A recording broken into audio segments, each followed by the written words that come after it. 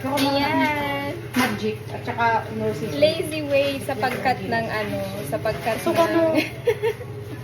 sapagkat ng saging kasi magtuturon daw kami. Tapos, Oh my God, ang sarap. gaano katagal ito pakupuluan? Lazy way. Huwag na magsangkalan. Ganyan na lang. Kasi medyo may konting protein pa rin. Dapat maganda na bausan ko. Ano yun? Yes. Lazy way sa paghiwa ng saging. Ube yan. Ube. Hindi na gumamit ng sangkalan. May bago silang Or pwede yatang ganyan. Wala. ube. Tapos nilalagyan nila ng konting cheese sa gitna. Yes. I didn't catch a word of that. Cheese. You know, there's ube and cheese and Tingnan mo, ginanyan ko lang. yan, okay na yan. Yan. So, anong gagawin nito pagkatapos?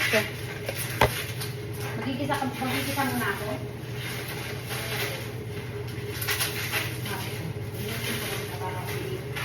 Dahil ano siya sa sa aking pagluluto. Diba? Sige, sabit na na. Nakikita lang yung ano. Kailangan ba pag nag-isa ako sa malaking pan na para ilalagay dito na lang yung mga suso. Kailangan magantay pala ako matapos naman. Kaya pakulot ko kasi yun yung pinaka yung fix perfect. Sige, yan ka muna.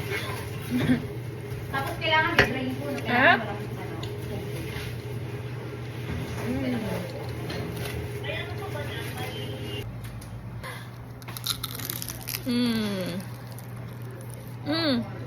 Ay, ang sarap! Ang sarap!